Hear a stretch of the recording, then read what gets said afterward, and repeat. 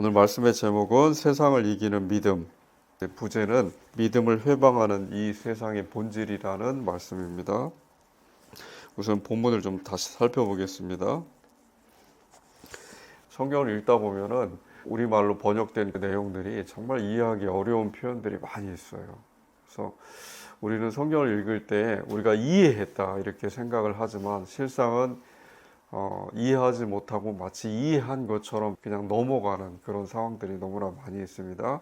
오늘 짧은 본문이고 1절에서 12절까지의 양이지만 그 본문 안에도 수많은 어려운 우리가 풀어내야지만이 올바르게 이해할 수 있는 내용들이 있어요.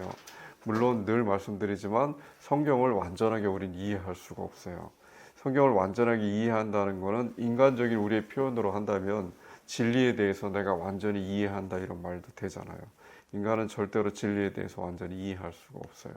그것이 예수님께서 말씀하시는 보이지 않는 것을 믿는 것이 복되다 하는 그 보이지 않음입니다. 우리가 현실에서 과학이라든가 우리의 삶 속에서 늘 이렇게 증명하잖아요. 이것이 무엇인가를 확인하고자 할 때는 그것을 실제 바라보고 실험해보고 검증해봐서 이것이 무엇인가를 증명하는 그 과정을 거치지만 신앙은 증명할 수가 없어요. 왜냐하면 신앙은 오직 하나밖에 없는 진리에 대한 것이고 그 진리는 우리의 원래 조상인 아담과 하와가 자기 스스로 하나님, 그러니까 자기를 만드신 근원이죠. 창조주로부터 멀어지고자 하는 그 순간에 이미 사라져 버렸어요. 우리는 신학에서 그것을 하나님이 스스로 감추셨다 이렇게도 이야기를 하고 또 숨어 계신 하나님 또는 신비의 하나님 이렇게 표현도 하는데 얼마나 많은 신앙인들이 2000년 동안 그 표현을 써왔는지 몰라요. 그만큼 고민하고 그리고 생각해 보면 할수록 하나님이 어디에 계신지 자기 자신도 발견할 수가 없었던 거예요. 아무리 묵상을 하고 기도를 하고 예배 시간에 찬양을 하고 성경 말씀을 열심히 외우고 암송을 해도 현실은 지금 이 순간처럼 우리가 살아가고 바라보는 매 순간 장소인데 그 매 순간 매 장소 자기의 삶 속에서 하나님은 도대체 어디 계신지 하나님이 보이지도 않고 들리지도 않고 하나님께서 내게 말씀하신다 하는 내용은 다 이 성경 안에 있는 내용 외에 다른 것이 우리에게 들려지지 않으니까 어느 누구도 하나님이 여기 계시다 저기 계시다 실제로 우리가 누군가를 만나고 목격하듯이 그렇게 확인할 수가 없는 거예요. 진리는 그런 겁니다. 진리는 확인되지 않아요. 만약에 그것이 확인되고 우리가 검증하고 입증하고 우리가 마주치고 느끼고 할 수 있는 거라면 그때는 더 이상 진리가 아니에요. 단 한 번 그런 적이 있어요. 예수님께서 33년의 짧은 공생의 기간 동안 이 세상에서 성육신 하셨을 때 인간으로 태어나셔서 활동을 하셨을 때 공생의 기간 동안 우리는 실제 하나님을 목격할 수 있었어요. 발견할 수 있었어요.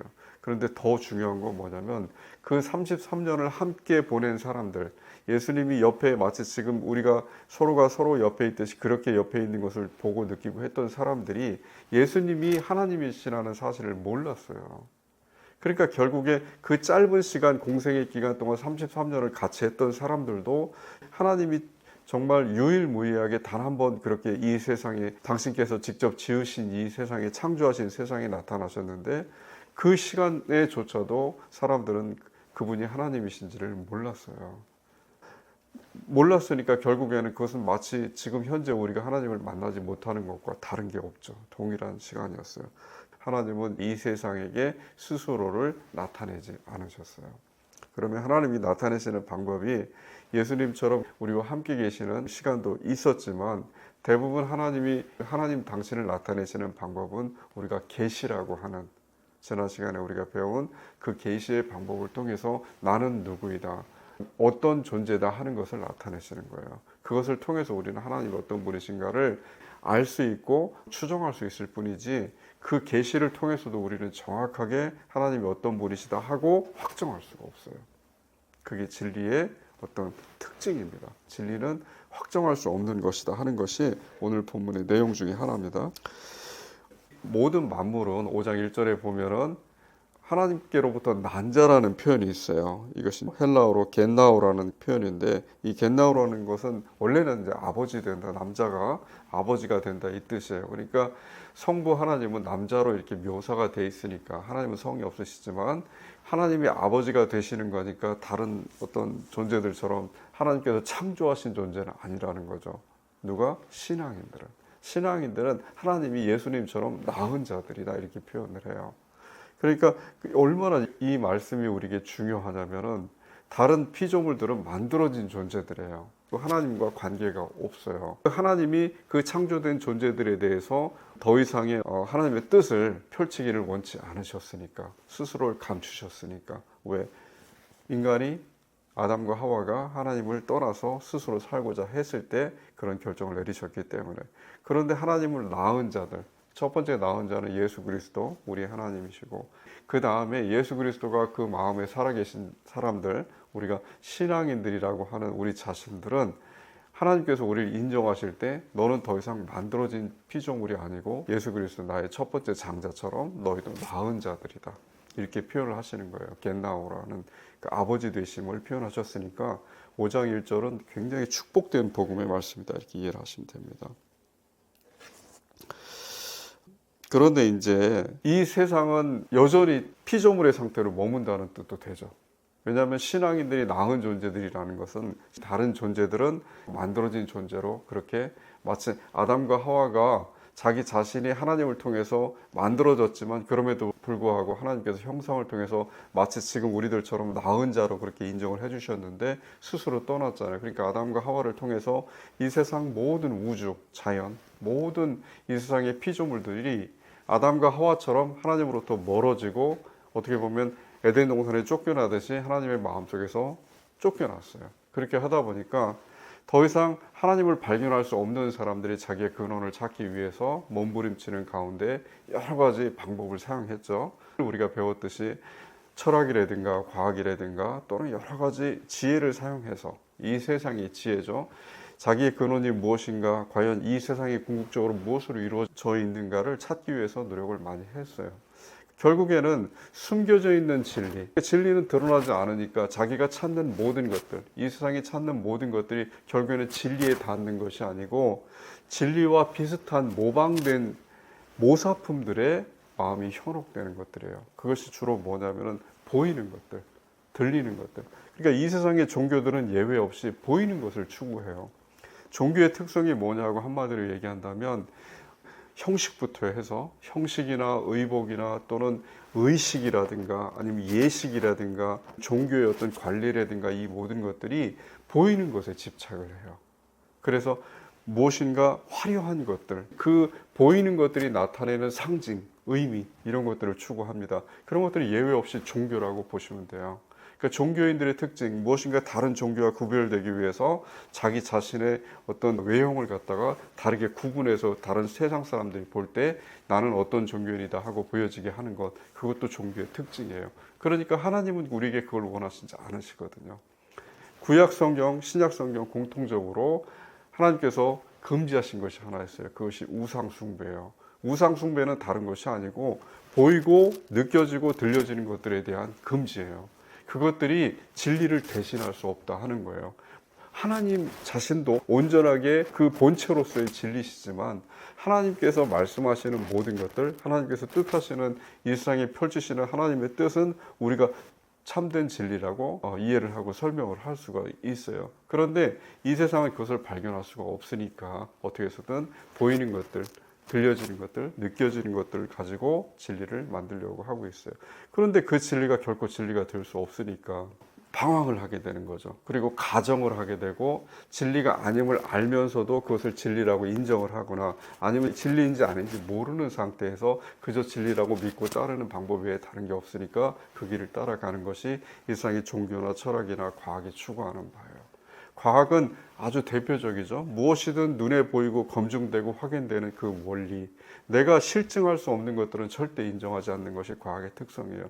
그것이 어떻게 보면 이 세상 사람들, 타락한 아담과 하와가 펼치는 이 세상의 가장 대표적인 중요한 특징이라고 그렇게 이야기를 할 수 있어요. 어찌됐든 그런 이 세상 사람들에게 기독교, 그러니까 예수님께서 2000년 전에 나타나셔서 선포하시는 것이 뭐냐면 회개하라.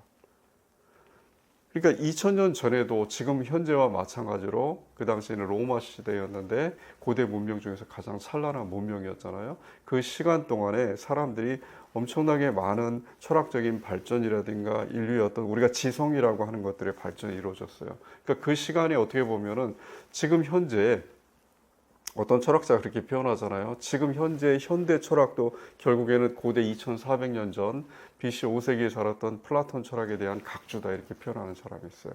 화이트헤이드라는 철학자인데 그만큼 그 당시에 고대 철학자들이 찾고자 했던 그 진리의 내용들이 지금 현재도 마찬가지고 또 앞으로 인류가 추구하는 모든 철학적인 것들이 결국에는 거기서 벗어나지 못할 만큼 위대한 업적을 이미 2400년 전에 사람들이 쌓아놓았다는 사실이에요. 그러니까 예수님께서 활동하시는 로마 시대 그 당시에도 찬란한 지적인 업적들이 사람들의 마음속에 있는 진리를 탐구하는 그 수준이 굉장히 높았다는 거예요. 그런데 그 사람들이 추구하는 그 진리 안에는 선이 있고 지금 우리가 이야기하는 윤리가 있고 굉장히 아름다운 미가 있어요. 진선미가.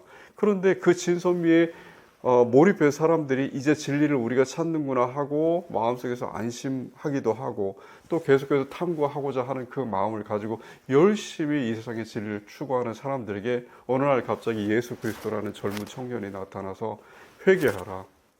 너희는 이제 곧 멸망한다고 선포를 하니까 이 세상 사람들이 보기에는 얼마나 뚱딴지 같은 이야기고 황당하고 굉장히 분노를 일으키는 그런데 그것은 하나님께서 우리에게 선포하신 계시고 이 세상의 참된 진리에 대한 계시였기 때문에 그 진리를 이 세상 사람들은 로마의 철학자들은 그리고 정치인들은 그 당시에 인류의 지성사를 가꾸었던 그 많은 진리를 탐구하는 그 업적들은 결코 진리로 바라보지 않았어요. 예수님의 가르침을.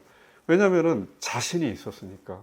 자기들이 생각하는 그러니까 지금 현재 철학도 마찬가지지만 신학이나 과학이나 인간이 추구하는 진리의 탐구 이런 모든 것들이 예수라는 젊은 청년이 선포하는 회개하라 이 세상은 멸망하게끔 예정되어 있다 하는 그 내용을 받아들일 수가 없는 거죠. 왜냐하면 너무나 황당한 이야기죠. 자기들은 너무나 잘하고 있는데 자신이 있고 이 세상을 아름다운 천국과 같은 이데아로 만들 자신이 있는데 플라톤처럼 그렇게 생각을 하고 있는데 그 세상에 대해서 너희는 죄덩어리다, 너희는 죄악이다 하고 선포를 하니까 그 사람들은 받아들일 수가 없는 거죠. 그런데 그것이 그 당시에만 있었던 이야기가 아니고 지금 우리에게도 마찬가지예요.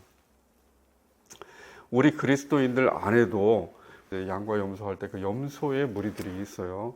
근데 그들을 비난하는 것이 아니고 어쩔 수 없는 상태에 있는 사람들이에요. 그 사람들 중에는 진리를 탐구하는 그러니까 과학자들이나 철학자들처럼 진리를 탐구하기 위해서 열심히 애쓰고 자기의 온 생을 거기에 바치는 헌신하는 사람들도 있어요. 그런데 그들조차도 마치 예수님께서 상대하셨던 제사장들, 대제사장들, 그리고 백성의 장로들, 서기관들, 이 사람들은 어떻게 보면 지금 현재 우리 신앙인들 내에서도 무엇인가 진리를 탐구하기 위해서 애쓰는 그 그룹에 속해 있던 사람들이었어요.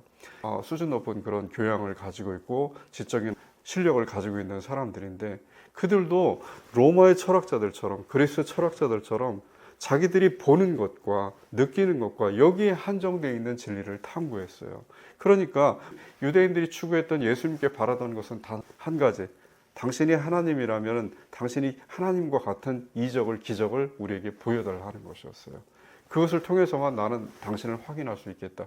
똑같은 과학의 방법인 거죠. 과학이 눈으로 보이는 것, 느껴지는 것을 통해서만 그것을 인정할 수 있다 하는 것과 동일한 방법이죠.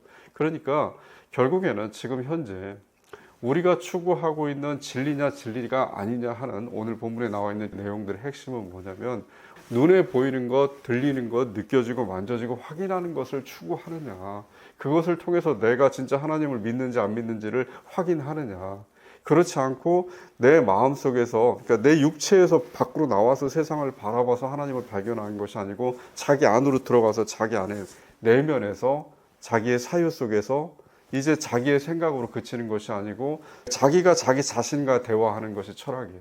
자기가 자기 자신과 이야기하는 것이 과학이에요. 과학이나 철학이나 모든 것들은 인간이 자기 내면 안에서 자기 자신과 대화하는 거예요.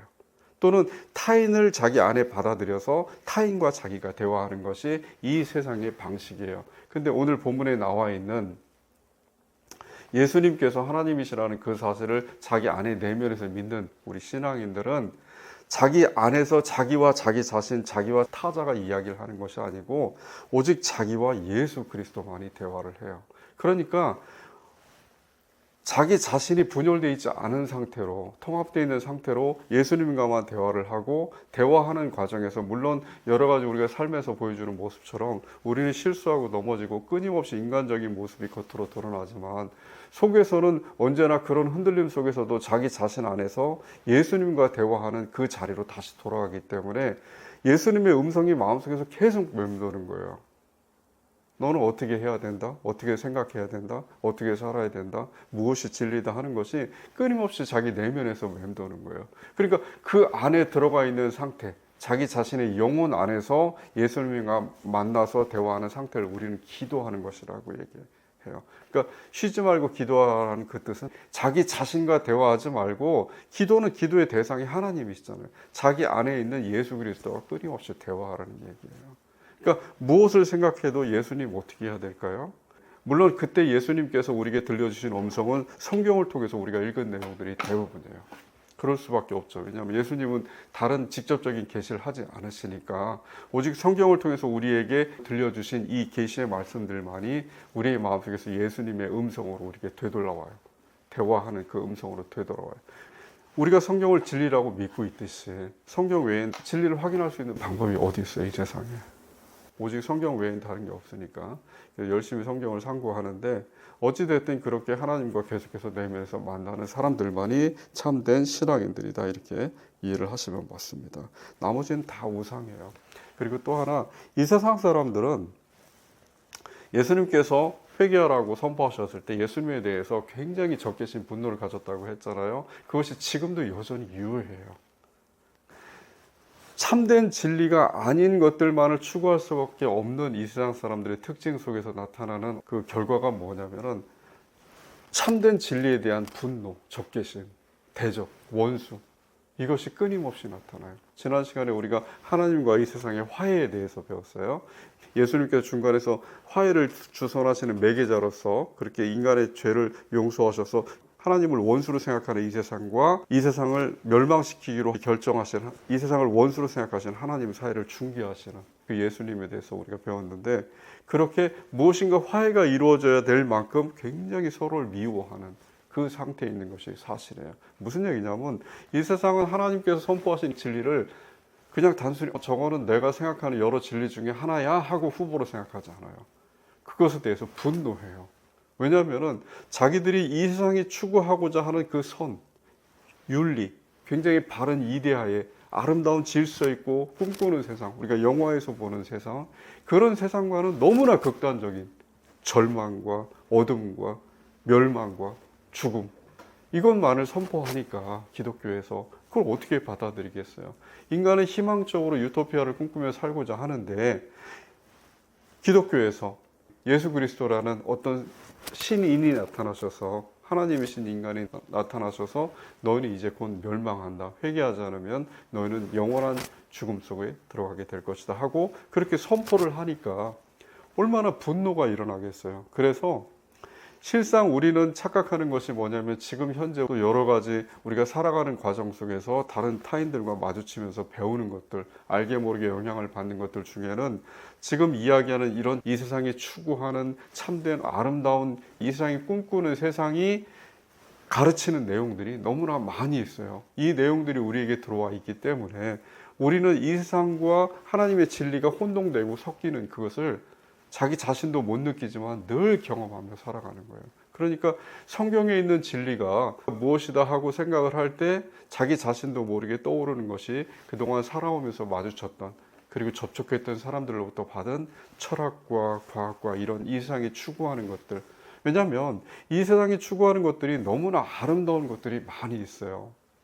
선악을 판단할 때 선을 판단하는 것도 인간의 본성이기 때문에, 또 선이 좋다는 것을 왜 모르겠어요. 사람들은 고통을 싫어하는 것이 인간의 본성이에요. 이 세상 만물의 본성이 그 중에 하나가 뭐냐면은 고통을 싫어하는 것이에요. 그러니까 두려움, 절망, 여기서부터 벗어나는 것, 그것을 추구하는 것이 실존주의라는 철학의 어떤 궁극적인 목적이에요. 그러니까 어떻게 해서든 우리가 살아가는 이것이 우리가 어떤 존재로 만들어졌다, 다른 종교나 이런 철학들에서 인간은 본질적으로 어떤 존재다고 아무리 설명해도 다 거부하고, 나는 그저 내가 지금 현재 살아있는 나의 어떤 삶을 최선을 다해서 아름다운 만족스러운 삶으로 바꾸겠다 하는 것이 실존주의 철학이에요. 그러니까 그런 실존주의자들이 지금 현재 이 세상의 모든 사람들의 성향을 대표한다 보시면 맞아요. 우리도 그렇게 살고 있거든요. 우리도 매 순간 어떻게 해서든 고통을 피하고 싶고 고통을 맞이하고 싶은 사람이 누가 있어요? 누가 절망 속에 들어가고 싶은 사람? 그거는 정상이 아닌 상태죠. 어떻게 해서든 정상인 사람들은 모든 고통과 어둠과 질병과 고독과 두려움과 외로움으로부터 벗어나고 싶어 해요. 그것이 지금 이 순간에 자기에게 누가 어떤 명령을 내려도 자기 자신이 추구하는 가장 큰 희망이고 소망이고 바람과 기대예요. 그것이 모든 인간의 본성이에요. 어떤 인간? 육체적인 인간. 몸을 입고 살아가는 인간. 그러다 보니까 영향을 미칠 수 있는 효과들을 찾기 위해서 눈으로 보고 들리고 만져지는 것들만을 추구할 수밖에 없다는 거예요. 그런데 오늘 본문에 나와 있듯이 하나님은 계속해서 진리는 너희 안에 있다. 영원한 삶은 너희 안에 있다. 네 안에서 네가 네 자신과 대화하는 것이 아니고 예수님과 만나서 예수님의 음성을 들으면서 그것이 바로 기도다. 그렇게 쉬지 말고 기도해라. 늘 우리가 이렇게 기도하는 그것이 아니고 생활하면서 생각하는 모든 것들을 예수님과 대화하듯이 그렇게 생각하는 것이 기도라는 거예요. 성경에서 가르쳐주는. 그렇게 살기를 원하시는 거예요. 그러니까 이 세상 사람들이 생각같이 육체 바깥으로 나가서 내 육체가 바라보는 세상, 내 육체의 귀에 들리는 세상을 통해서 진리를 확인하려 하지 말라는 거죠. 그것이 오늘 본문의 핵심이고, 그러니까 보이지 않는 것을 보인다고 믿고 따르고 또 들리지 않는 것을 들린다고 믿고 따르는 것이 이 세상의 종교예요. 그러니까 종교인들은 특징이 뭐냐면 철학이나 과학과는 달라요. 이 세상의 종교인들은 분명히 보이지 않는데도 보인다고 믿어요. 들리지 않는데도 들린다고 믿어요. 그러니까 자기 자신을 현혹하는 거예요. 자기 자신을 어떻게 보면 미혹시키는 거예요. 무엇을 쫓아내기 위해서? 자기 안에 있는 두려움, 절망을 쫓아내기 위해서. 그것이 종교의 특징이에요. 그러니까 이 세상이 희망적이라고 보는 것이 철학과 과학이 꿈꾸는 미래라면 종교는 반대로 이 세상이 굉장히 절망적이다. 절망적인데 참된 진리를 추구하는 마음으로 따라가는 것이 아니고 절망적이기 때문에 내가 스스로 희망을 만들어내야 된다 해서 보이지도 않고 들리지도 않는 것을 과학과 철학처럼 동일하게 추구하면서도 그것을 과학이나 철학처럼 실제 검증을 통해서 그걸 확인하는 것이 아니고 검증되지도 않는 보이지 않는 것을 보인다고 하고 들리지 않는 것을 들린다고 하는 것이 종교의 특징이에요. 그 종교하고도 기독교 신앙은 전혀 다른 특징을 나타내는 거죠. 신앙은 증명되지 않아요. 그러니까 우리가 아무리 하나님께서 이 세상을 창조하신 것이 이런 것을 통해서 증명된다, 또는 신앙은 어떤 것이다, 또는 내 마음속에서 하나님께서 살아계시는 것은 무엇으로 증명이 된다 하고 많은 설명을 하고 자기 안에서도 그럴 것이다 하는 그 추론이 추정이 많이 나타나지만 결국에 우리가 한마디로 얘기할 수 있는 것은 오늘 본문이 얘기하듯이 신앙은 증명될 수 없는 거예요. 진리는 증명될 수 없는 거예요. 우리는 하나님을 아무리 열심히 찾아도 단 한순간도 하나님을 발견할 수 없어요. 하나님의 음성을 들을 수 없고 하나님은 우리 눈에 보이지 않아요. 느껴지지 않고 우리 곁에 계시는지 어떤 방법으로도 확인할 수 없어요. 어떤 방법? 인간의 육체적인 방법으로는 그것이 불가능해요. 오직 우리가 알 수 있는 것은 우리 안에 계시는 그 상태에 대한 믿음. 그러니까 이것도 이렇게 표현할 수 있죠. 내가 내 스스로 결단하는 게 아니에요. 신념하고 다른 거예요. 신념이라든가 결단이라든가 결정 이런 것들은 뭐냐면 여러 가지 후보들을 앞에 놓고 그 중에서 내가 이것이 옳다 하고 선택하는 거예요. 이것이 신념이라든가 결정인데 신앙은 그게 아니에요. 신앙은 그냥 상태예요. 존재예요. 내가 그냥 이렇게 있는 상태, 설명할 수 없는 상태. 그래서 신앙을 신비라고 하는 거예요. 왜 신비라고 하냐면 내가 생각을 통해서 이게 옳을까 그럴까, 이것이 맞는가 틀리는가 여러 가지 그런 분석을 통해서 이것이 맞다 하고 선택하면 그건 신념이에요. 근데 신앙은 그렇게 오는 것이 아니고 아무 이유도 없고 아무 설명도 없고, 이것이 성경에서 어떻게 묘사되어 있어요? 온통 자기가 믿고 있는 신념 종교 체계 안에서 가득 차 있던 사울에게 갑자기 예수님께서 나타나셨어요. 그 나타나는 그 짧은 순간에 바울이 눈이 멀고 무릎 꿇는 그 짧은 순간에 어떤 인간적인 생각도 사유도 없는 그 순간에 신앙이 그 안에 들어왔어요. 그 상태가 바로 바울의 신앙 상태로 변해버렸어요. 우리가 인간적인 말로는 설명을 할 수가 없어요. 이것이 어떤 상태다 분석을 할 수가 없어요. 그런데 분명히 확실한 것, 이 성경에 기록되어 있는 그 확실함은 뭐냐면 바울은 그 순간에 거듭났어요. 하나님으로부터 난자로 변해버렸어요. 그러니까 신앙의 상태라는 것은 다 그렇게 됐어요. 12사도들도 마찬가지. 사도들이 예수님을 만날 때 신앙인이 됐어요. 불완전하지만 그 신앙인이 됐을 때 베드로가 됐든 누가 됐든 그 신앙인으로 변하는 그 순간의 묘사는 지금 우리가 신학적으로 분석해서 설명할 수 있는 신앙은 무엇이다, 믿음은 무엇이다 하고 설명할 수 있는 것들이 아니에요. 그냥 존재가 변하는 거예요. 순식간에. 그리고 변화된 상태에서 자기 자신이 사라지고 자기 안에 예수님과 끊임없이 대화하는 거예요. 복음서에 기록되어 있는 베드로와 예수님의 대화는 사실은 베드로의 마음속에도 끊임없이 일어났던 대화 아니겠어요? 그 대화가 끊임없이 일어났으니까 예수님께서 물으셨을 때 즉시 베드로의 입을 통해서 답변이 나갈 수 있었던 거예요. 우리가 평소에 생각하지 않는 것을 누군가 물으면 답을 못해요. 즉시 한참 생각해야 되지 그게 뭐지? 그런데 내가 평소에 열심히 생각해왔고 내가 그것에 대해서 답을 구상하고 있었던 것들은 누군가 질문을 했을 때 나도 모르게 반사적으로 거기에 대해 답이 나가는 거예요. 그러니까 결국에는 내 안에서 끊임없이 대화를 해왔다는 거예요. 누구와? 예수 그리스도, 베드로가. 그것이 신앙의 상태라는 거죠. 그러니까 바울도 어떻게 보면은 그래서 신앙은 우리가 선물이라고 얘기해요. 만약에 신앙이 선물이 아니고 자기 스스로 생각을 통해서 여러 가지 고민을 통해서 나타낸 그 결과라면 그건 선물이 아니죠. 그것은 인간적인 노력의 결과라고 할 수가 있죠. 근데 신앙은 그렇게 주어지는 것이 아니고 그냥 저절로 믿어지는 거예요. 신앙이라는 그 상태는. 그래서 우리가 신앙인에 대해서 신앙인 어떤 특별한 존재다 하고 얘기할 수가 없어요. 왜냐하면 특별한 존재일 수가 없는 게 특별한 존재라는 것은 다른 사람보다 낫다는 상태, 그 나은 상태가 아니에요. 신앙인들은. 다른 사람보다 하나님이 보시기에 더 뛰어나고 더 가치 있는 존재라 이런 의미가 아닙니다. 신앙인들은 선물을 받았기 때문에 다른 사람보다 더 겸비한 상태, 낮은 상태에 있는 그 사람들이다 이렇게 우리가 설명을 할 수가 있어요. 하나님께서 말씀하실 때 오늘 본문에 나와 있지만 계명을 지키는 자가 하나님을 사랑하는 자다 이 표현이 있어요. 하나님의 계명을 지킨다는 여기서의 계명은 당연히 예수님께서 우리에게 새롭게 말씀하신 사랑이라는 계명이에요. 610세기의 구약 성경에 나와 있는 여러 가지 의식법이나 도덕법, 시민법과 같은 그런 구약의 율법을 얘기하는 것이 아니고 여기에 나타있는 계명은 온전히 신명기 6장 6절에 나와 있는 것처럼 하나님을 사랑하고 내 이웃을 내 몸과 같이 사랑하라는 그 내용이에요. 그 사랑이 모든 것을 다 덮고 있어요. 진리는 구체적으로 어떤 행동을 하는 것이 진리다 하고 우리가 기록할 수 없다고 계속 말씀드립니다. 번번이 우리가 어떤 것이 이것이 진리다 하고 우리가 신학으로든 교리로든 교의로든 무엇으로든 규정하는 순간 그것은 진리가 아니에요. 진리는 오늘 본문에 나와 있는 내용처럼 하나님께서 우리에게 말씀하시는 것처럼 사랑하라. 매 순간 우리가 구체적으로 마주치는 어떻게 생각해야 되고 어떻게 판단해야 되고 어떻게 실천해야 되는 것은 본인 각자에게 맡겨져 있는 거예요. 그러니까 자기 자신과 예수 그리스도가 안에 있고 나머지는 그 중간에 어느 누구도 개입될 수가 없어요. 다른 사람의 이야기는 다른 사람의 충고나 어떤 가르침이나 모든 것들은 자기 안에서 이미 녹아져서 자기 자신이 돼 있어야지 그 중간에서 어떤 매개가 돼서 예수님의 말씀은 이런 뜻인다 하고 설명해 주는 사람이 옆에 있으면 안 돼요. 속에 들어있으면.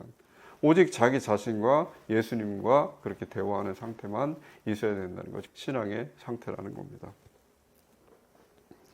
그래서 결론을 맺을게요. 믿음이라는 것은 뭐냐면은 보이지 않는 것들, 들리지 않는 것들, 그리고 이 세상이 확인하고자 하는 것들에 대해서 확인할 수 없다 하고 그렇게 확실히 우리가 인정을 하고 그럼에도 불구하고 내가 내 스스로 결단하는 것도 아니고 내 스스로 여러 가지 후보 선택지들 중에서 하나를 선택해서 나는 이 길을 따라갈 거야 하고 선택하는 것도 아니고 그저 어느 순간 내 안에 들어와서 믿겨지는 것, 내가 거부할 수 없는 상태, 부인할 수 없는 상태. 비록 내가 끊임없이 신앙이 임에도 불구하고 넘어지고 쓰러지고 계속해서 방황하고 그리고 다른 세상 사람들이 볼 때 손가락질 받는 그런 행동을 하고 내 자신이 결코 경건하지 않은 그런 모습으로 내 스스로 평가할 수밖에 없지만 그래도 어느 순간 나는 항상 내 제자리로 돌아와 있는 상태. 예수님과 대화하고 있는 내 모습을 내가 확인할 수 있는 상태. 그것이 신앙입니다. 그래서 신앙은 절대 다른 사람에게 이것이 신앙이다 하고 설명할 수가 없어요. 그래서 어떻게 보면은 종교인들이 추구하는 것과 같이 우리가 여러 가지 형식적인 것들을 만들고, 그리고 형식적인 것들을 추구함으로 해서 무엇인가 나 자신의 신앙을 확인하고자 하는 것. 또 그 확인되는 그 신앙을 통해서 하나님께 기쁨을 드리고자 하는 그 모든 행위가 어떻게 보면 우리가 보이는 것을 추구하는 종교인들과 같은 그런 행위를 하는 것이라고 생각할 수도 있어요. 조심해야 된다는 겁니다. 왜냐하면 신앙은 눈으로 보이지 않는 것이니까. 그래서 예수님은 늘 우리에게 말씀하고 계셔요. 지금 이 순간에도 예수님은 잠시도 쉬지 않고 늘 우리에게 말씀하고 계세요. 그 말씀에 대해서 우리는 우리의 내면 안에서 우리의 영혼이 끊임없이 대답하고 있어요. 그것이 우리의 신앙의 상태입니다. 늘 참된 신앙이 무엇인가 고민하고, 우린 결코 짧은 답, 완전한 답을 얻을 수는 없지만 고민하는 과정 속에서 참 진리에 이르는 프라임교회 교인들 되시기를 주님의 이름으로 축원드립니다.